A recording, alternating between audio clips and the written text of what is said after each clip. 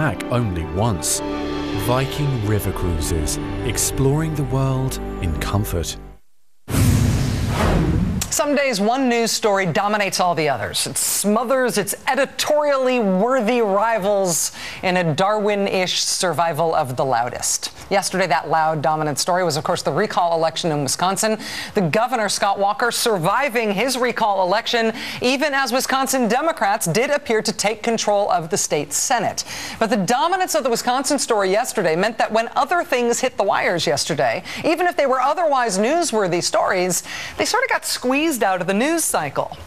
This particular story that got squeezed out of the news day yesterday, I gotta wonder if it's gonna get a second chance because really nobody picked it up yesterday, even as it seems like kind of a big deal. It's from the Associated Press. The headline, as you can see here, is Romney's non-military record faces new scrutiny. It is about Mitt Romney and Vietnam. Vietnam, of course, has been kind of a centerpiece in presidential elections in recent years. In the last election in 2008, Senator John McCain made his own heroic ordeal as a POW in Vietnam the basis of his campaign for president. It was the biographical hub from which emanated all of the other spokes of that campaign. In the election before that, in 2004, another Vietnam War hero, Senator John Kerry, a combat veteran who received 3 Purple Hearts and a Bronze Star and a Silver Star. He was slandered and slimed for his Vietnam service in the swift boating effort funded by a handful of conservative Texas billionaires. A swift boat didn't used to be a verb, it was just a boat, until it became shorthand for Karl Rove-era conservatives going so far as to attack and lie about a man's heroic combat service record. In that same election, President George W. Bush's own avoidance of serving in Vietnam through well-connected assignments to stateside National Guard units, that issue somehow became a scandal working in the president's favor rather than against him when a disputed CBS News report on the subject led to the forced resignation of Dan Rather as that network's main anchor. Dan Rather has a new book out that in part relitigates that issue of George W. Bush's Vietnam-era service still today. Barack Obama is a post-Vietnam War president, our nation's first. He was a toddler when the war started. He was barely a teenager when the war ended. But his opponent in the general election this year, Mitt Romney, is a generation older than President Obama. He is right in the sweet spot in terms of his age group. He's 65. He's almost exactly the same age as George W. Bush. Mitt Romney was 21 years old at the height of the Vietnam draft. But he did not serve. Like George W. Bush, Mitt Romney's father at the time was a very, very prominent man. He had been president of the American Motors Corporation. He was the governor of Michigan. He was a leading candidate for the Republican nomination for president in 1968. Well, in 1965, Mitt Romney went to Stanford University. As a freshman, he protested in favor of the war in Vietnam and against anti-war protesters. In this photo, he's holding a sign that says, "Speak out, don't sit in."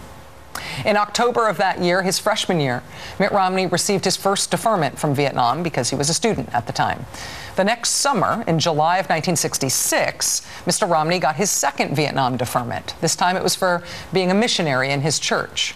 Because Mitt Romney's church, the Church of Latter-day Saints, was in favor of the war in Vietnam, not every Mormon missionary automatically qualified for a deferment from service because of his service to the church. But Mitt Romney somehow did qualify for that deferment. And his deferment for being a missionary was for longer than the 2 years that a Mormon mission usually lasts. His deferment was for more than 2.5 years.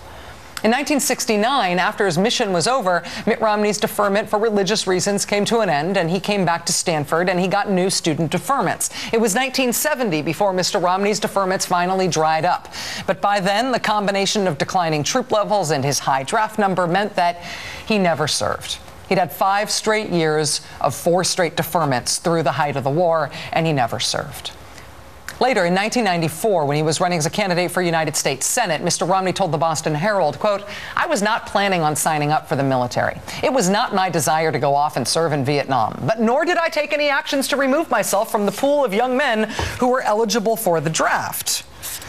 Except, of course, as the AP notes this week in this story that everybody's busy ignoring, Mitt Romney did exactly that. He did remove himself from the pool of young men who were eligible for the draft. He sought and got 4 separate deferments over 5 years to keep himself out of going to Vietnam, the war that he demonstrated in favor of.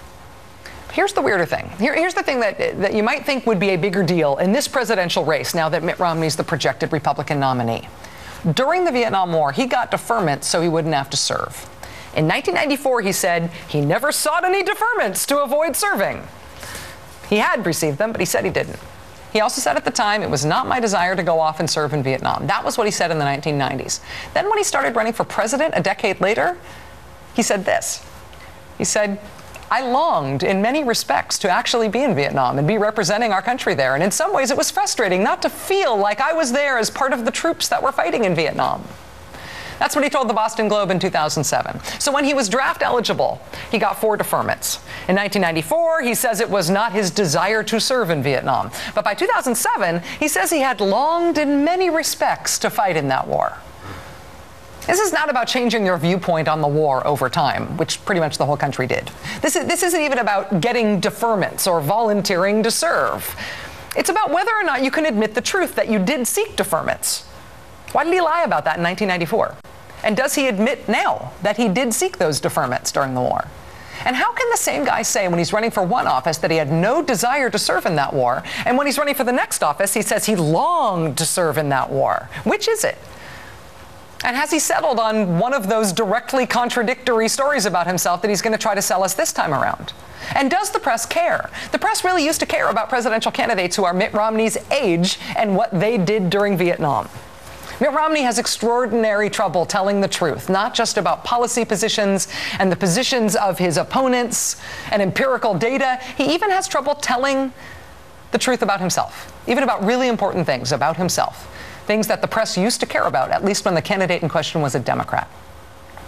This is a real story. You may not have heard about this story yesterday when the AP published this big piece, because maybe Wisconsin was sucking all the oxygen out of the news cycle.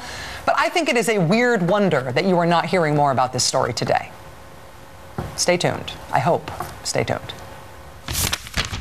America's conversation starts here. Unlike anything